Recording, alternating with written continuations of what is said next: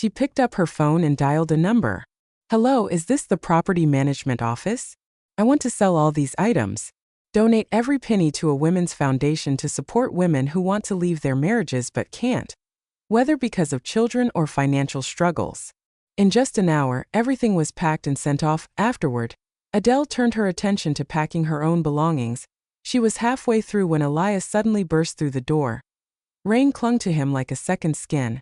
He hadn't even taken the time to grab an umbrella. Drenched and chilled, he strode into the room, his eyes wild with desperation. He didn't bother changing out of his soaked clothes as he rushed to her side, his voice trembling. "Addie, why did you sell Adele?" The Adele necklace was incredibly valuable, and the only way to sell it was through an auction house, though Elias had seen it listed at the auction. She didn't answer immediately. Instead, she countered, "You went to the auction house?" Elias hesitated, his expression briefly faltering. After a few seconds, he replied, "I wanted to buy you some jewelry." Was it really for me? Or was it for Evelyn? She thought. Evelyn had gone out of her way to prepare such a grand surprise for him. Naturally, he'd feel obligated to return the gesture. Adele had already steadied her emotions. Her voice was calm as she said, "I didn't sell it. I donated it." Hearing this, Elias let out a frustrated sigh and took her hand. "Addie, I know you're kind, but if you want to donate something, use anything else. This necklace, of all things, can't be given away." With that, he pulled out a small box and set it in front of her. The black velvet box opened to reveal the Adele necklace, its brilliance as striking as ever. "I bought it back," Elias said, his tone gentle but firm. "This necklace is a symbol of my love for you. It should never be removed, no matter what." He leaned forward and once again clasped the necklace around her neck. Adele stared at the familiar piece of jewelry, now returned to its original place, and let out a bitter laugh. "Elias, your acting is flawless," she thought. "You just came rushing back after being with another woman, and yet here you are, speaking sweet words of love to me as if nothing happened." Later that night, as she was about to fall asleep, Elias's phone suddenly rang. He quickly silenced it and patted her back soothingly, as if to reassure her, but only a few seconds later, the phone rang again. After several rings, Elias frowned, not wanting to disturb Adele, and reluctantly answered the call.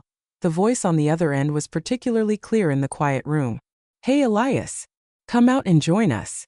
Everyone's here, we're just waiting for you." Without hesitation, Elias declined. "I'm putting Addie to bed. I can't. Bye."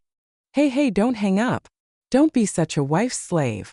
It's been forever since you've joined us for a night out." "Yeah, man. Most guys forget their friends when they get married, but you've completely erased us. That's taking it too far." The noise on the other end was chaotic, and Elias pressed his hand over the receiver. "Enough. Quiet down. I've told you before, no one in the world is more important to me than my wife. I'm staying with her." Despite his firm stance, the voices didn't relent. They passed the phone around, each one taking a turn to try and convince him to come out, determined to wear him down. As the back and forth dragged on, Adele, who had been woken by the noise, finally spoke. "Go out with them. It's been a long time since you've seen your friends." Elias's face showed reluctance, but Adele repeated herself. In the end, he gave in slightly. "Fine. But I'm bringing you with me.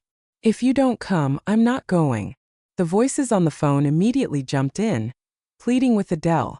"Come on Adele, join us. It'll be fun.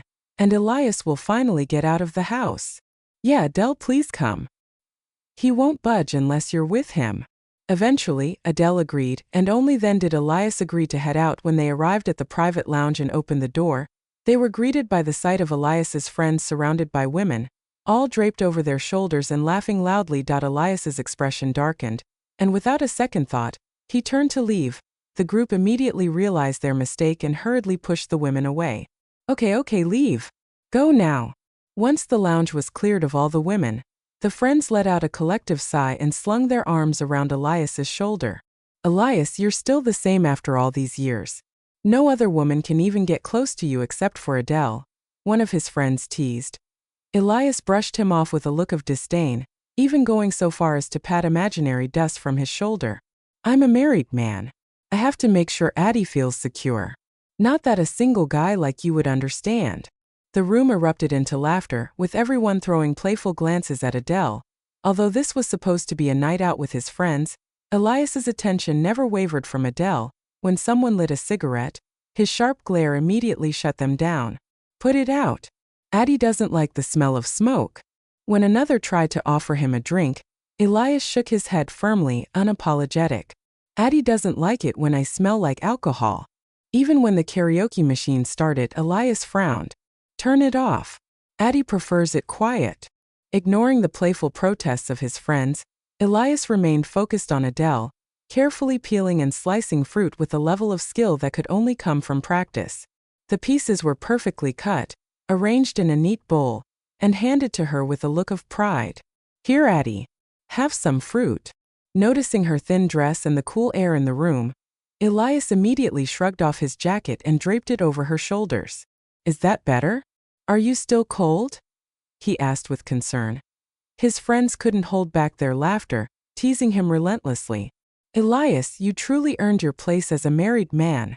Adele remained silent throughout, unwilling to continue playing along. It's getting late. I'm heading home.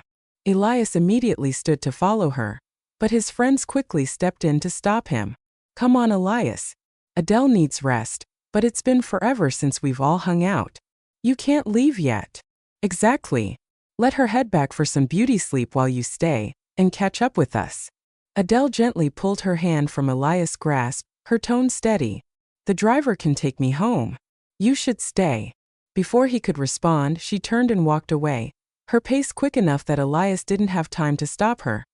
Not long after the car pulled out, Adele felt something unfamiliar in her coat pocket. She reached in and found a phone that wasn't hers. It was a sleek black one that belonged to Elias. She frowned and asked the driver to turn back. The car had barely stopped outside the bar when Adele spotted Evelyn stepping out of a taxi. Evelyn was busy checking her makeup in her phone's reflection, oblivious to her surroundings as she made her way toward the lounge. Adele's grip tightened around the phone, her knuckles whitening as she instinctively followed Evelyn. As she suspected, Evelyn stopped right outside the lounge where Elias was. The moment Evelyn walked in, she threw herself into Elias' arms. He caught her with ease, his hand slipping around her waist as he brushed a lock of her hair aside with affectionate care. Why'd you get here so fast? Evelyn leaned against his shoulder, her smile coy. I missed you. The second you called, I came running. Elias chuckled softly. Then you deserve a reward. With that, he leaned in and kissed her. A deep and fiery kiss that quickly turned into a heated tangle of lips and tongues. All right, enough of that. Not in front of us. One of the friends teased, breaking the moment. Elias' friends didn't seem the least bit surprised. Instead, they laughed and teased him as if it were all perfectly normal. Standing just outside the door, Adele stared through the crack, her body going cold as ice. So everyone knew. They all knew about him and Evelyn, and yet they had been acting in front of her this whole time. Hey Elias, now that Evelyn's here, how about we play something a little more daring? One of his friends joked, grinning suggestively. With that, they clapped their hands, calling back the women who had been sent away earlier. Soon, every man had a woman draped over him, the room buzzing with laughter. The game was simple: spin the bottle. Whoever the bottle pointed to had to answer a truth or complete a dare. The bottle spun again and again, each turn raising the excitement in the room until it finally stopped on Elias. The atmosphere reached its peak as everyone cheered loudly, urging him on. So Elias, one of the men asked with a knowing smirk, when was the last time? His tone left no doubt as to what he meant. Elias arched a brow, his expression calm and composed, before replying flatly, yesterday. In the car. The room erupted in uproarious laughter and cheers. Wow, that's impressive. Come on, tell us. How was it? Evelyn, already blushing furiously, buried her face into Elias' chest, too embarrassed to look up. Elias, his lips curving into a smug smile, drawled each word deliberately. She did well. Very unforgettable. Ha ha ha. I've always said that wildflowers are sweeter than those at home. Exactly, Elias. Guys like us, how could we not have a few women on the side? As long as you keep it hidden, you can enjoy it for a lifetime. Adele will never find out. As they spoke, the men each leaned in to kiss the women beside them, their hands wandering freely. Hearing Adele's name, the smile on Elias' face instantly froze. His expression darkened and his tone turned serious.